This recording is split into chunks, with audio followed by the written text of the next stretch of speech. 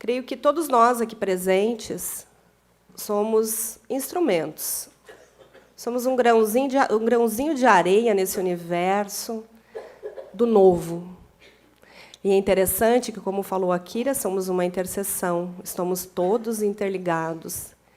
Dá para entender que eu sou especialista em direito ambiental, e, por isso, vocês vão observar na minha fala muitas influências desse sentido. Eu lembro bem que, quando eu fui fazer essa especialização, que eu queria ser especialista, eu procurei algo humano para tratar.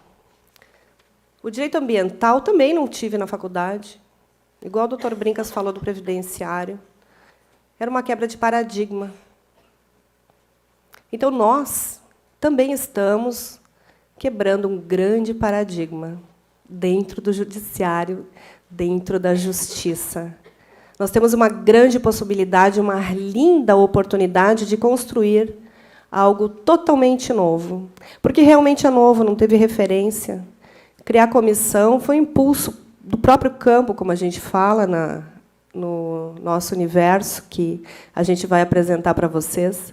Nós temos aqui, nesse congresso, representantes de todas as áreas. Temos defensores públicos, juízes, promotores, advogados, juiz trabalhista, operadores de todas as áreas.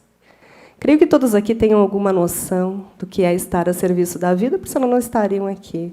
Então, eu vejo todos vocês, eu vejo o pai e a mãe de cada um, o sistema de vocês aqui presentes, graças a eles que nós estamos aqui. Eu sou Eunice Schlick, filha de Décio Schlick, e Elvia Leonila Ribner Schlick. E toda a minha ancestralidade que me permite estar aqui. Aliás, eu me emocionei porque vi uma conterrânea minha aqui no auditório, e também porque a minha irmã e a minha sobrinha linda estão aqui presentes. Acho que também tem a Alissa. Olha só. Falar de família é se emocionar, gente. Olha a minha sobrinha lá, que linda. Gente, isso é a primeira ordem, a primeira lei do amor é o pertencimento. Né? Que todo mundo lembre, nesse lugar, primeiro, que a gente nasceu. Ninguém aqui é filho de chocadeira, não. Todo mundo tem um pai e a mãe. E é por causa deles que estamos aqui. Eu sempre falo para o cliente que chega no meu escritório, eu falo assim, se você chegou aqui para ouvir a minha visão sistêmica, como eles falam, às vezes, é porque o sistema de vocês permitiu. Está pedindo socorro, né? E não é que a gente vai fazer papel de terapeuta, nada disso, né, gente? Quanto mais a gente aprende sobre esse movimento, mais a gente se libera. Eu falo por mim. Eu faço parte da primeira turma de pós-graduação em Direito Sistêmico. Tenho vários colegas aqui presentes. Eu agradeço a presença de vocês, de cada um, porque com essa turma, gente, totalmente pioneira, que a gente está aí construindo. E o nosso convite, muitos deles falarão aqui hoje, e o nosso convite é para que juntos construamos esse movimento de forma fundamentada, com muita base e também com muito amor no coração e gratidão pela vida. Porque o que nós temos de mais precioso é a vida. E todos nós estamos aqui porque a primeira coisa que a gente fez na vida foi respirar. Então, a gente respira profundamente e segue a serviço disso. Está todo mundo cansado de carregar tanta mala que não nos pertence, né? Vamos lá, tem muito espaço para construir o novo. É um mundo novo, como disse o doutor Brincas. Que lindo, né, gente? Não é emocionante que, em pleno século XXI, nós tenhamos a oportunidade de trazer algo novo? Também não tão novo, né? Porque vamos combinar que direito sistêmico, todo direito é sistêmico, vocês vão me falar, não é verdade? Quem não leu no livro de TGP, lá, na Teoria Geral do Processo, a questão sistêmica, desde 1313 já é estudada a visão sistêmica. Portanto, não é nada de novo isso. O que é novo, talvez, é esse novo olhar, essa nova possibilidade. É tudo aquilo que cada um aqui representa e pode construir a partir de uma nova percepção de direito sistêmico. Se isso será um novo ramo, o que isso vai ser, a gente não sabe, não temos a menor ideia. Nós estamos aqui em construção. E como a Kíria falou brilhantemente, talvez, né, pela nossa própria proximidade facilita, ela ter essa compreensão tão clara, né, que eu acho que ela me traduziu tão bem. Ela fala que eu falo isso o tempo inteiro, então que bom que eu falo isso mesmo. O direito sistêmico, ele é totalmente novo nessa nova percepção. Por outro lado, é velho, né? Porque nós vivemos num sistema, o sistema da justiça, o sistema de água, o sistema da natureza, tudo são ecossistemas. Por isso o direito ambiental faz tanto sentido nessa construção do direito sistêmico, que eu falei inicialmente. E as constelações, que também a Kíria falou brilhantemente, trouxe esse maravilhoso trabalho, né, que ela reprisou para a gente, de forma editada. As constelações, elas são, enfim, uma técnica, mais uma forma alternativa de resolução de conflitos. Porém, gente, elas não fazem mágica, porque depende de cada um, como a Sheila falou na reportagem. Depende de cada um. Então, cada um que está aqui está disposto realmente a mudar a sua postura, o seu olhar para o que é o direito, como nos posicionamos dentro do direito. Eu quero só saber quem que está cuidando da plaquinha do tempo aqui, porque... Ah, tá bom. Eu tenho uma facilidade de falar sem parar e não perceber o tempo passar. Gratidão a todos que estão aqui. E vamos lá, então. Gente, curiosamente, eu recebi isso na minha rede social. Ontem, eu acho, quando eu estava preparando os slides. Achei que veio bem a calhar, né? Será que é isso mesmo? Esse congresso é para a gente refletir, né? Estamos juntos aqui, construindo. Será que é isso mesmo? Já não sinto amor, piedade ou compaixão, então posso fazer direito. Isso rolou no WhatsApp, que é uma das, né, mais poderosas ferramentas de informação. E aí, como que fica a nossa imagem, né? Como que a gente fica? Não é uma pergunta que, nossa, na hora eu falei, vou levar lá, né? Porque eu acho que tem tudo a ver.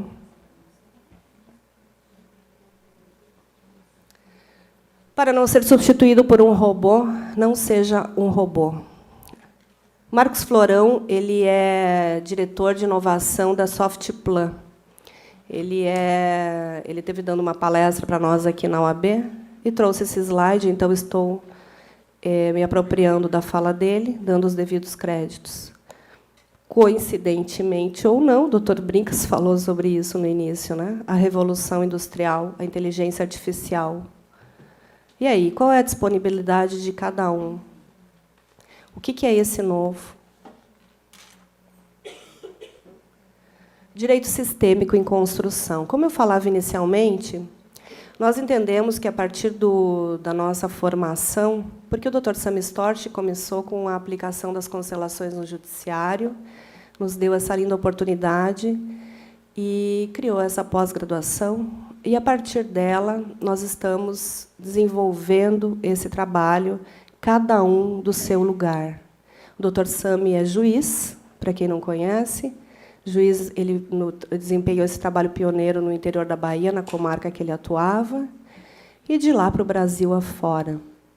O Dr. Sami nos deu essa oportunidade, como eu falei, e agora nós estamos, cada um do nosso lugar, construindo isso, tanto que vocês vão ouvir várias opiniões. E não tem como ser igual, gente. A visão do juiz é diferente da visão do advogado, que é diferente da visão do mediador, que é diferente da visão do promotor, que é diferente de todos os demais operadores, daquele operador do cartório, diretor de vara.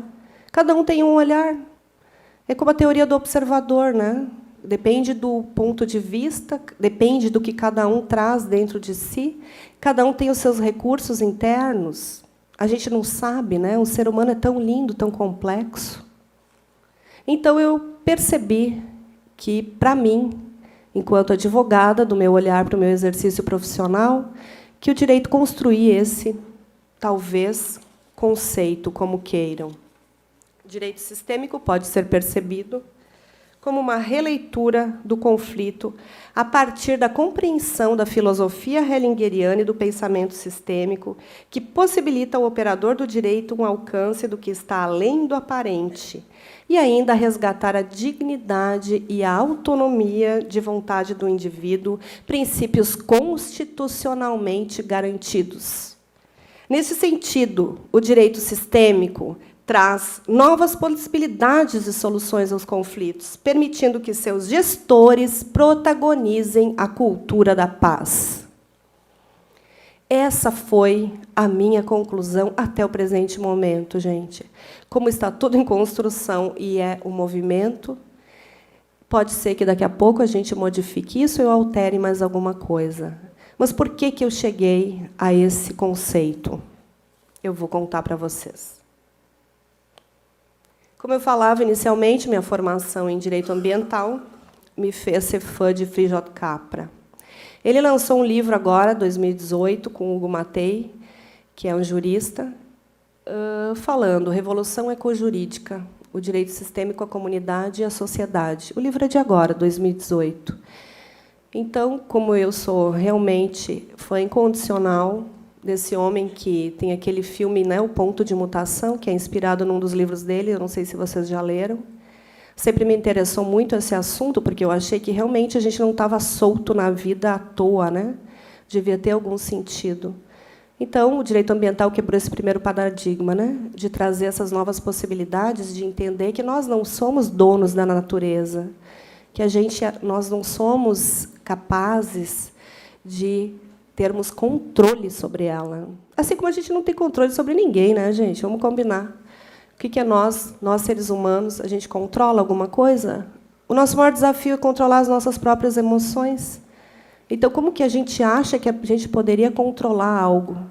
E dentro do judiciário, dentro do direito, nessa nossa formação, a gente cria, né, até uma certa arrogância. Eu sou capaz de solucionar a vida do outro. Essa é a minha grande possibilidade. Nossa, de que lugar eu estou falando isso? De que lugar eu estou olhando para fazer um comentário desses ou ter uma arrogância dessas? Deve ser da criança, né? Que provavelmente teve algum tipo de problema na sua infância, viu o relacionamento dos seus pais não sendo muito maravilhoso, e, com isso, acha que pode solucionar a vida. Então, desse lugar, a gente não consegue fazer muita coisa, né?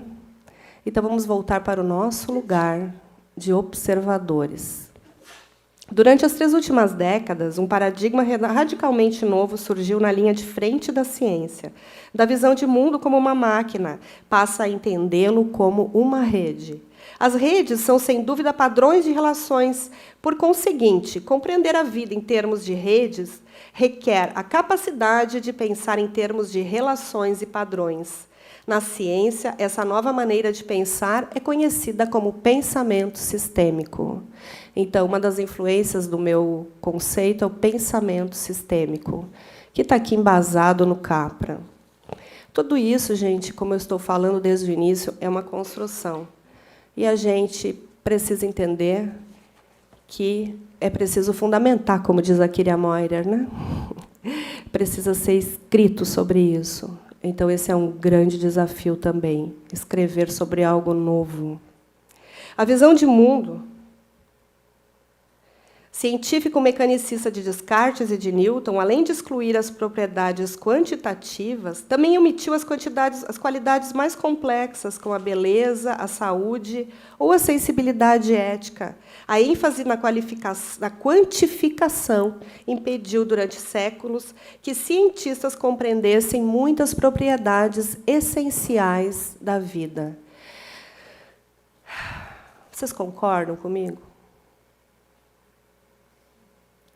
A abordagem científica mecanicista prestou serviços relevantes e continua a prestá-los de várias maneiras. Ainda podemos construir uma ponte utilizando os princípios da física newtoniana, por exemplo.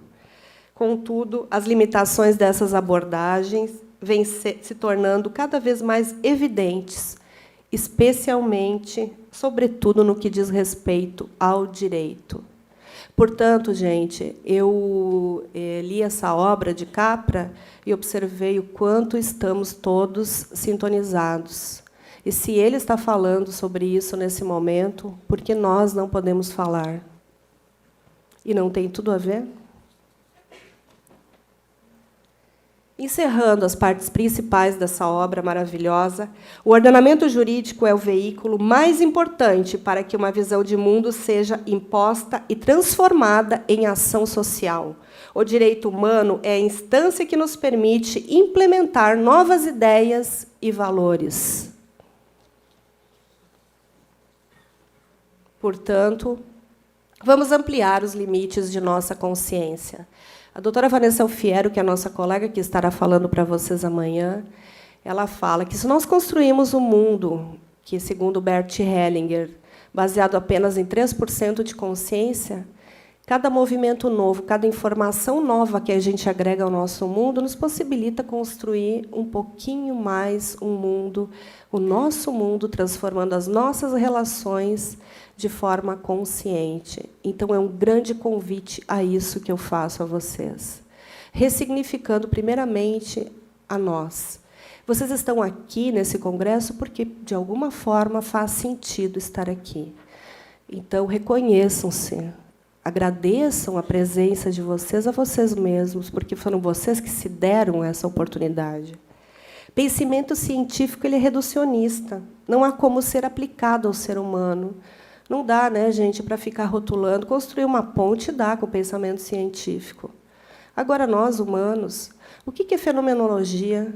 É assim, eu falo para a Manon, nossa, Manon, como você está bonita. Ai, ela alivia, né? É quando você fala uma coisa boa. Você fala para ela, nossa, você falou muito mal. Qual que vai ser a reação dela? Gente, isso é fenomenologia. É olhar para a Kíria e dizer para ela, nossa, Kíria, você foi maravilhosa. Nossa, Kíria, você foi horrível. Entendeu? Não tem uma mudança? Isso é fenomenologia, gente. Portanto, não tem nada de mágico nessa mudança de postura. Não tem. É simples assim. Então, o pensamento sistêmico percebe o todo e integra, se aplica ao fenômeno humano. O pensamento sistêmico, ele olha amplo, ele percebe tudo. Tem uma anedota que eu não trouxe o vídeo, mas eu não sei se alguém já viu também rolar na internet, em que o cara está parado na beira da estrada, se alongando, e um caminhoneiro vai passando e acha que o cara está precisando de ajuda. Aí ele para o caminhão, desce do caminhão, vai lá e ajuda, né, a empurrar o carro, cai num precipício, e o cara se apavora. Ele estava só se alongando. Ele não estava querendo empurrar o carro para baixo. Só que o caminhoneiro desavisado concluiu isso. Então, tudo depende de onde a gente olha e de como a gente olha as situações. É assim que nascem também as intrigas, né? Não é interessante isso? A gente não sabe o que o cara estava fazendo, era só se alongando. Portanto, quantas vezes nós, na vida, também não temos a menor ideia? E com os nossos clientes, que chegam lá e nos contam uma versão. Os advogados têm um problema em relação a isso, né? Porque a gente ouve só uma versão. Eu, na primeira audiência que eu fiz na vida, que eu nunca esqueci, quando meus idos, 24 anos, a cliente me contou a história dela e eu fiquei horrorizada, né? Falei, nossa, que homem ruim esse pai dos seus filhos. Fui lá, fiz a ação. Chegou na audiência, ele tinha ingressado com a reconvenção. A história não era nada daquela. Eu jurei que nunca mais, na minha vida profissional, eu passaria por isso. Porque a gente passa vergonha, né, doutor Stanley? Não é porque a gente não quer, às vezes, não. É porque o cliente conta a versão dele. E, para a gente saber o outro lado, o cliente, às vezes, é tão manipulador, né? Tão sofredor, ele está tão naquela dor que fica difícil. E a gente fala o que ele nos fala. E não quer dizer que aquilo seja a verdade do relacionamento, mas é a verdade dele. E aí, como que a gente atua? Quais os recursos que a gente tem para isso? Quais que são? Bert Hellinger nos ajuda com isso, gente. Falava já da Vanessa Alfiero, trago aqui uma fala dela. Desafio. Construir uma justiça pautada num nível de consciência mais elevado, engajada na transformação qualitativa de seus gestores e usuários, respeitando, honrando e integrando os trabalhos já realizados. Está tudo certo que tem até aqui. É tudo maravilhoso e, graças ao que já temos, que nós podemos fazer esse novo movimento. Respeitando, honrando. Uma justiça que cria as condições para que as pessoas ampliem seu nível de consciência, acessem e expressem sua autonomia e autodeterminação. Uma justiça menos retrospectiva e mais prospectiva. Uma justiça com compaixão, amor pelo próximo, respeito. São palavras da minha querida colega de turma de pós-graduação, Vanessa Alfiero. Então, realmente, cada um fala do seu lugar, do seu ponto de vista e do seu momento. Se nós formos olhar os nossos autores, a nossa história, cada um do seu momento, daquela percepção que tinha do todo, construiu conceitos. Então, agora a gente está podendo dar um passo para ver um pouco mais além. E tudo que existe antes é muito importante para que a gente esteja aqui. Essa fala de Jung, creio que todos também conheçam. Conheça todas as teorias, domine todas as técnicas, mas, ao tocar uma alma humana, seja apenas uma alma humana.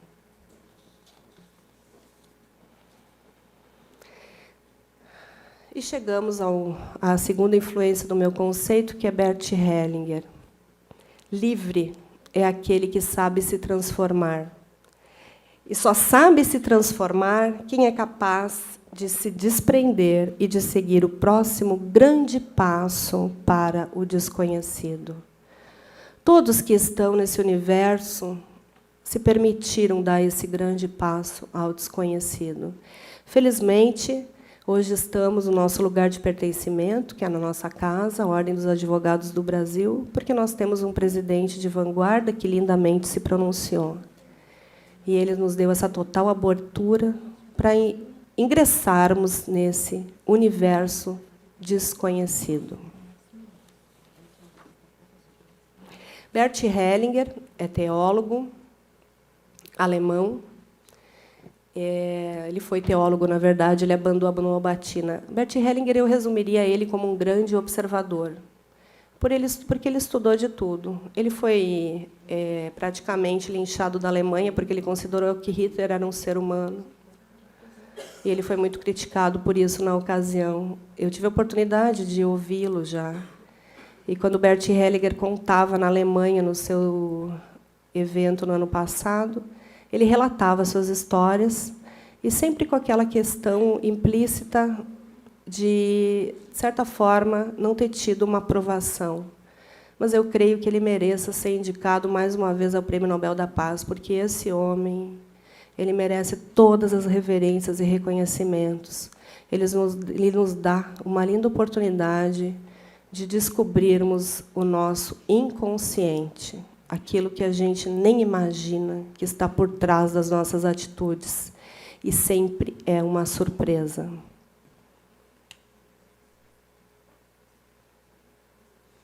Opa. A doutora Luciana está ali também, agora não estou conseguindo voltar. Aqui.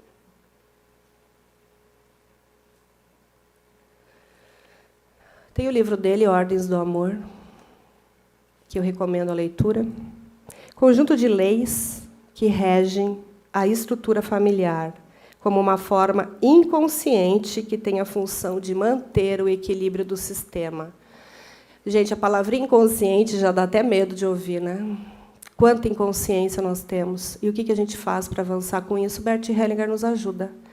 Ele desenvolveu essa maravilhosa técnica das constelações, que depois vai ser amplamente explicada para vocês, para quem ainda não conhece. Mas ele desenvolveu, ele percebeu, observando, que, queiramos ou não, essas leis que são ocultas, elas atuam de forma oculta nas nossas dinâmicas, nos nossos relacionamentos. Quais são? Pertencimento, que eu estou falando desde o início, que nós pertencemos a essa casa, a esse lugar, e primeiro a gente pertence à nossa família. A Sheila vai explicar mais detalhadamente depois, ela até já se levantou ali. Então, eu vou deixar com ela. Outra lei é o equilíbrio entre o dar e o receber. Todos temos o mesmo valor, todos somos responsáveis pela nossa própria vida. E quando que Bert Hellinger também cria um desconforto na gente, porque ele nos dá a notícia de que nós não somos vítimas. Que é tão bom, né, ficar na zona de conforto, ficar no lugar da vítima. Bert Hellinger, por isso que é tão difícil, por isso que a resistência ao novo, gente. Sair da zona de conforto não é fácil. É tão bom, né, ficar ali, eu sou assim, eu nasci assim, Gabriela. E a vida vai, né? A Bert Hellinger vem nos dar essa informação. E o que a gente faz, né, doutora Luciana, com a autorresponsabilidade que essa consciência nos traz no nosso exercício profissional? O que a gente faz com isso? A outra lei, vou informar vocês, portanto, a partir de hoje, ninguém mais aqui é ignorante sobre esse tema, é a hierarquia. Não, opa, faltou hierarquia, importantíssima. Quem chegou primeiro? A gente, diante dos nossos pais, sempre seremos pequenos, nós sempre somos pequenos, nós chegamos depois. E aqui, com muita humildade, dentro da nossa casa, nós também chegamos depois. Nós estamos chegando com o novo, pequenininhos, timidamente construindo algo. E nesse lugar de profundo respeito ao que já existe, que a gente avança. Porque se não houvesse o que há, a gente não saberia o que teria de novo para acrescentar. E eu não estou aqui querendo convencer de ninguém de nada, não, porque, para mim, fez muito sentido na minha vida. E é aquilo que eu me sinto na obrigação de compartilhar. Felizmente, tivemos essa possibilidade de ter nossa primeira comissão aqui. Então, tudo isso tem um sentido muito maior do que eu poderia imaginar. Então, por isso que estou aqui partilhando com vocês. Que ninguém mais agora é inconsciente. Todo mundo sabe que existem leis que atuam de forma inconsciente, de forma oculta, nas dinâmicas das relações. E o que isso tem a ver com o direito? Obviamente, a gente só trata com gente, né? Então, o robô vai tratar do robô, não está aí tirando espaço? Né? A inteligência artificial, gente, não é o que acontece hoje em dia. Já o cliente chega no nosso escritório e já tem toda a solução, né? Porque eles já pesquisaram no Google. Só que daqui a pouco eles vão ter, inclusive, todos os detalhes do que deve ser feito. E aí, onde é que a gente fica nisso? A gente vai continuar agindo de forma mecânica ou a gente vai se abrir? E vai dar, talvez, um diferencial no nosso trabalho, uma nova possibilidade de olhar para aqueles conflitos. Por isso que, para mim, o direito sistêmico é uma releitura do conflito, principalmente porque Bert Hellinger disse que onde há conflito, há amor. Porque onde não há conflito, há indiferença, acabou o amor. E nós aqui sabemos muito bem disso, né?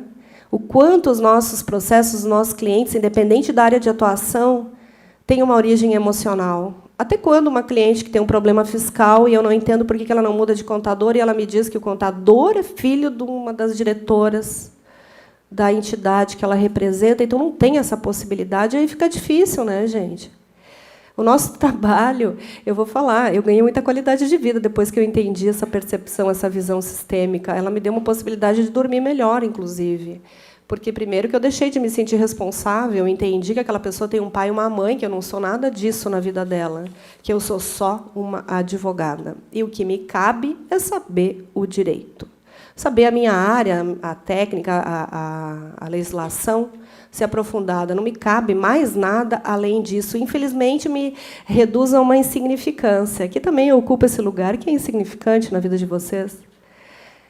E a gente tem um lugar de insignificância na vida do outro, porque, de verdade, a gente não pode fazer muito por ele, a não ser que ele queira.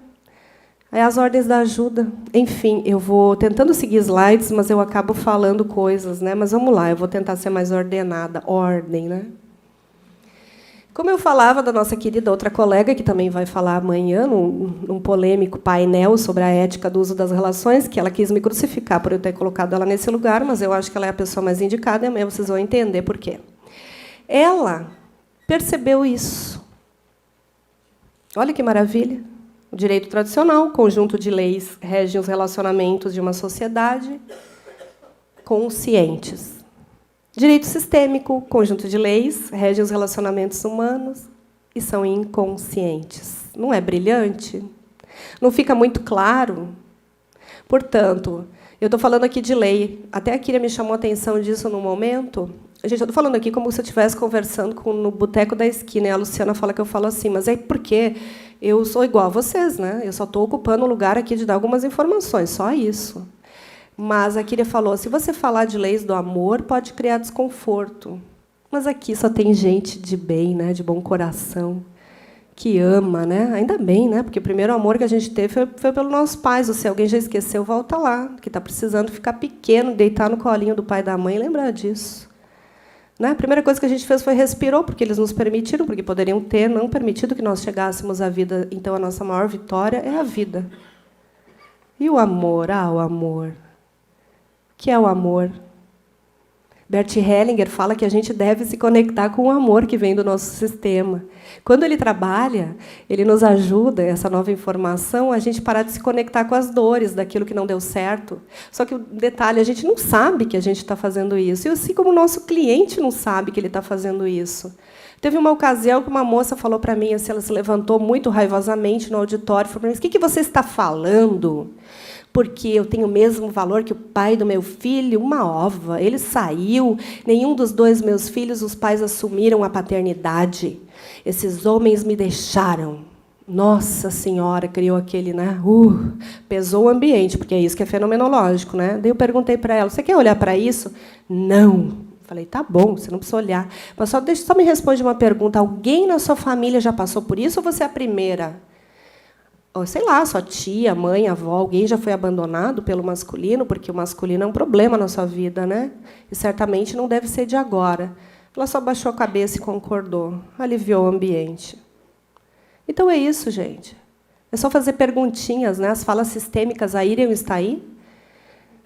Já está aqui? Ah, lá está ela. Ela nos deu essa oportunidade de traduzir essas falas em cartas, que a gente tem a possibilidade de usar, inclusive mostrar para o nosso cliente, escolhe aqui uma fala. Muito obrigada, Iriam, pelo seu trabalho. Ela também nos ajuda, né, nos instrumentaliza, de certa forma, no nosso dia a dia. Porque falar para daquilo que não é visto, que não é palpável, é difícil, né, gente? Então, às vezes, a gente precisa de uma coisa escrita para a pessoa ler. Porque não basta falar. Porque o cliente adora dizer para você assim, a mãe, né? A mãe que é uma alienadora em potencial, ela adora dizer, você não tem filho, não sabe o que é isso. Não é? Você não sei o quê, é um julgamento atrás do outro. Ninguém nunca passou por isso aqui, não? Nossa, feliz de vocês, então. Enfim, tudo isso por quê? Porque são coisas inconscientes. E Bert Hellinger nos dá a possibilidade de tornar conscientes, gente. Então, é uma grande coisa. Eu sou maravilhada com esse universo. E, no nosso atendimento, o que é possível fazer? O que seria, talvez, uma advocacia sistêmica? Eu entendo que esses elementos caracterizam uma postura sistêmica, certamente, tem muito mais. Mas como que a gente pode, no nosso dia a dia, inserir isso, né? Nós, advogados? Por que esse novo olhar para o nosso exercício? Eu já falei que alivia, porque a gente entende ordens da ajuda, que vem na sequência. Alivia, porque a gente entende que a pessoa não é filha de chocadeira, tem um pai e uma mãe, que, às vezes, uma reclamatória trabalhista está só querendo ser vista, né? Só está querendo ser... Talvez teve uma história lá que o pai não reconheceu.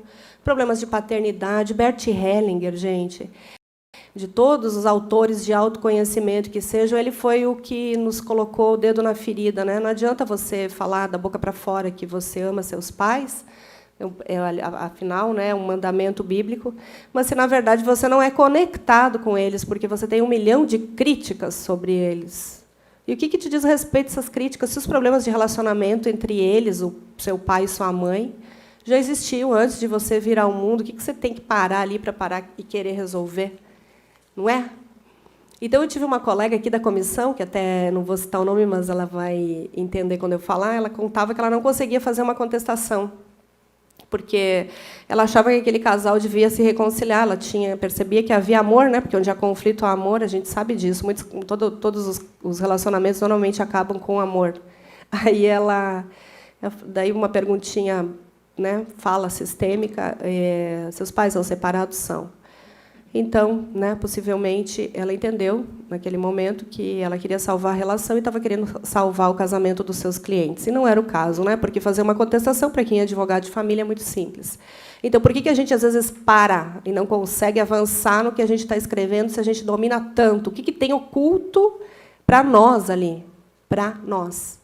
Não é para o cliente. Cada cliente que nos chega, ele nos dá um telegrama, né, Luciana? É alguma coisa que tem a ver com o nosso sistema. Então, a gente já olha, assim, às vezes eu falo, nossa, era tão melhor quando eu ignorava essas informações, porque assim me dava menos trabalho, né? Porque, poxa vida, olhar para o cliente, pensar qual que é o recado que ele está me dando, o que eu tenho a ver com isso? Primeiro, nossa, né? Nada a ver o que você está falando, tem tudo a ver, gente. Infelizmente, tem. Todos nós que trabalhamos com a justiça, a gente quer reparar alguma injustiça do nosso sistema familiar, seja qual for. É isso aí. Então, a gente já está totalmente emaranhado nesse processo de largada, né? Pois bem, então, para a gente conseguir não se emaranhar e conseguir desempenhar o nosso papel de advogado, que eu estou falando do lugar da advogada, a gente precisa se portar e ficar no nosso lugar de profissional apenas, nada mais. Então, o não julgamento. Gente, eu tenho certeza que já passou milhares de pensamentos na cabeça de vocês enquanto estão me olhando falar, nossa, ela não falou aquilo, nossa, como ela fala isso, nossa, como ela devia estar usando aquilo, como ela devia aquilo. Né? Não é assim? A gente não está todo o tempo julgando, a nossa mente mente descaradamente. Adoro essa frase do professor João, que vai também falar para vocês amanhã. A nossa mente é o nosso maior desafio. O ministro Aires Brito, né, já fala na autobiografia dele que, quando ele se aposentou, todo ministro tem uma biografia, sugiro que assistam. Ele fala da importância da meditação. A meditação, o estado de presença. Quando eu iniciei a minha fala e pedi para todo mundo se abraçar, se olhar, agradecer que está aqui, era só para ficar presente, né? O estado de presença. Como que a gente vai conseguir captar o que o nosso cliente está dizendo se a gente não estiver ali presente 100% com ele? Prestando atenção, sei lá, no celular, no telefone que está tocando, no raio que parta. Não dá, né? Qual a nossa chance de realmente desempenhar o nosso papel e de protagonista da cultura da paz? A gente quer mesmo se tornar uma arma na mão do nosso cliente ou a gente quer olhar para ele de um outro lugar e simplesmente aplicar aquilo que nos cabe, que é a legislação? O nosso código de 2015 nos permite a autocomposição, nos flexibilizou tanto a nossa atuação. Os advogados colaborativos, que eu sei que tem muitos aqui presentes, vão concordar comigo, né? Como é fácil. Olha o que a Kíria falou ali do advogado, que, né, o cliente já cedeu demais, era só ceder minutos, né? O desembargador Stanley já me falava sobre isso. Nossa, chega num recurso de apelação aqui para eu decidir se é 40% ou 60%. Não daria para isso ser resolvido antes? Estou falando da área de família porque é a área que eu atuo, tá, gente? Então, para ter verdade naquilo que eu falo, eu tenho que falar da minha experiência, senão eu vou estar criando algo que não é. E o doutor Stanley falava sobre isso, né? Então, doutor Stanley, a gente está aqui justamente nesse movimento de querer unificar todos. Unificar. Ele falava para mim, para a gente que esteve lá com ele outro dia, que às vezes o advogado chega lá todo tímido, né? Como se olhar para o desembargador fosse olhar para alguém muito superior, né? E ele gentilmente teve essa fala. Então, estou falando aqui do doutor Stanley, que está aqui presente, e é muito humano no trato com a gente. Ele é só um operador que ocupa o lugar de mérito dele, mas ele também quer resolver. Então, será que a gente tem que complicar? Será que nós, advogados, qual que é a nossa postura? Será que a gente está aqui para quê? Qual é a função social da nossa profissão? A gente pode transformar uma sociedade. Aliás, a nossa fama anda bem feia por aí, né? A gente vê nas postagens e fala advogados que é dinheiro.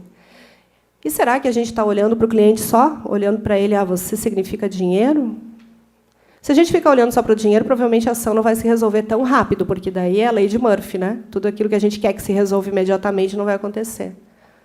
Ou a gente está olhando para ele do lugar de quê? De pai, de mãe dele. Daí sim ele não vai nos pagar, né? Quem nunca recebeu honorários aqui? Teve problema com isso. Se não teve, parabéns, porque está no seu lugar certo. Porque quem faz o seu trabalho, né, é o equilíbrio, merece receber. Só que quando você se comporta como pai ou mãe do seu cliente, aliás, tem advogado que adora isso, né? Eu falo que eu também já fiz isso. Então, eu tenho que me policiar para não ficar nesse lugar de pai e mãe, de querer, né, atender ligação, sei lá, meia-noite, 1h, enfim, ficar ali preocupada porque o pai não devolveu a criança, porque não sei o quê. E retorno que isso me deu muita paz, compreender que eu estava fora do meu lugar. E o cliente vai embora e não paga, porque a única relação que não é equilíbrio, que não tem como compensar, é o pai e a mãe que nos deu a vida. Como que a gente, segundo Bert Hellinger, resolve isso? É dando a vida para outra pessoa, né, para outra criança, ou então fazendo algo de bom para a humanidade, como é o caso do próprio Bert Hellinger, que não tem filhos. E está aí, né, nessa linda jornada dele, que ainda vive. Torço que viva mais um tanto, porque cada vez ele traz algo novo, é tudo fenomenológico, né? Nada é estático. Inclusive, na nossa pós-graduação, nós tivemos aula com a Cristina Laguno, que é uma advogada argentina, e ela fala que ela acrescentaria uma quarta lei, o movimento. Não adianta de nada, né, gente, você se dar conta disso e você continuar de braço cruzado diante disso, não querendo entender o que está acontecendo. Não é? É tão bom, né, ficar de braço cruzado. A zona de conforto, confesso que ficar no lugar da vítima. Teve um dia que, no meu escritório, a cliente ela urrava comigo. Ela gritava, mas ela aumentou o tom da voz. Eu, particularmente, já entendendo essa visão sistêmica, pensei, nossa, ela está no lugar da criança, então tá bom, deixa a criança bater pezinho, né? E ela, porque você não está me entendendo, porque ele isso, ele aquilo, ele aquele outro, ele é doente. Você não sabe lidar com ele. Eu falei, claro que não, eu sou advogada, não tenho que saber lidar com ele, você. Mas ele saiu de casa, por que ele não volta? Eu falei, pois é, por que ele não volta? Devolve a pergunta, a pessoa vai se irritando mais um pouco, né? Não, daí aliás, depois dessa pergunta dela, eu entendi por que ele não voltou, né? Aí você tenta até dizer assim, olha só, minha filha, o negócio é o seguinte, você está fora do seu lugar, você está brigando com o masculino, você está brigando com o pai do seu filho, né? E a outra que acha que o pai, que ela tem certeza que ela cuida melhor do filho do que ela, né? E que o pai, ela tem absoluta certeza disso, sendo que ela tem um monte de títulos, né? Ela é naturóloga, ela não sei o quê. E daí o processo está lá truncado. Estou contando casos meus práticos, gente, para vocês verem como que é a aplicabilidade disso no nosso dia a dia. Daí ela falou, olha só, eu sou isso, aquilo... Nossa Senhora, esgotou meu tempo. Tá, mas deixa eu só contar isso rapidinho. Daí ela falou assim, por que não sei? Daí a escutativa, né, gente? Está ali, percepção do essencial. Ela falou mal do advogado, do outro advogado, não sei o quê, quem sabe eu teria uma solução mágica. Eu dei a boa notícia para ela que não, né? Eu falei para ela, nossa, mas... porque daí, olha só, doutora, ele levou meu filho, é só dela, não é dele, né, não é do pai, para a casa dos pais dele no final de semana e tem piscina lá e o menino não sabe nadar. Já pensou se ele morre afogado? Falei, uau, né? Mas que bom que você confiou nele para ser pai do seu filho, né? Porque se ele pode matar a criança afogada, pelo amor de Deus, né, gente? A gente ouve cada pérola, né? Aí ela falou assim, eu falei, então você tem certeza que você cuida melhor do seu filho do que ele, né? Claro. Eu falei, pois é, essa sua postura de alienação parental. Ela nunca mais voltou, né, gente, no meu escritório. Ela certamente saiu ainda falando mal de mim. Mas eu não estou ali no meu lugar, na minha autorresponsabilidade, para estimular a alienação parental. Eu não estou ali para isso. Eu tenho responsabilidade sobre aquele cliente que eu trabalho. E eu não estou afim, não, de ficar me emaranhando nas coisas que não são minhas. Enfim, outro livro, para encerrar rapidamente meus slides, de Bert Hellinger, A Ordens da Ajuda. Sugiro que leiam. Aqui falo a volta o slide, mas acabou meu tempo. Em sintonia, eu me despeço de minhas próprias intenções, meu julgamento, meu superego e daquilo que ele quer, do que eu devo e preciso fazer. Isso quer dizer que chego à mesma sintonia comigo e com o outro. Dessa forma, o outro também pode entrar em sintonia comigo sem se perder, sem precisar ter medo de mim. Também posso estar em sintonia com ele e permanecer em mim mesmo. Por isso, não existe na sintonia transferência nem contra-transferência, nem a chamada relação terapêutica, portanto, nenhuma tomada de responsabilidade pelo outro. Cada um permanece livre. Os livros do Bert são assim, gente. Isso aqui vocês fotografem, isso aqui vocês fiquem lendo, assim, né? Porque, olha, cai a ficha, talvez daqui um mês, um ano, não sei, né? É muito complexo, é muita desconstrução daquilo que a gente aprendeu como certo e errado na vida. Então, mais uma fala do nosso precursor, Sam Storch. O advogado também precisa olhar para a outra parte, ajudar seu cliente a olhar para o todo, pois só assim ele está favorecendo uma solução sistêmica que é mais harmônica do que aquela que é obtida ao se defender um lado só. Essa é a percepção do juiz, né, para nós advogados. E ele, né, que merece toda a nossa gratidão e respeito por ter dado start para esse movimento. Exemplos práticos eu já falei. Também aqui já falei do Código de Processo Civil. Então, vou encerrar com a fala de mais uma colega de pós-graduação, a querida Marisa, que não está presente, não pôde vir também, mas que ela percebeu isso. Pessoas não são papéis. Sentimentos não são sentenças. e destinos não são recursos.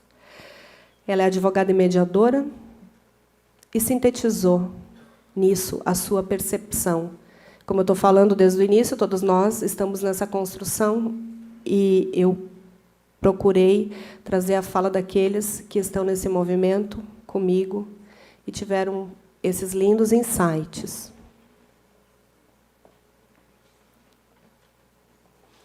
A bibliografia. Opa, desculpa.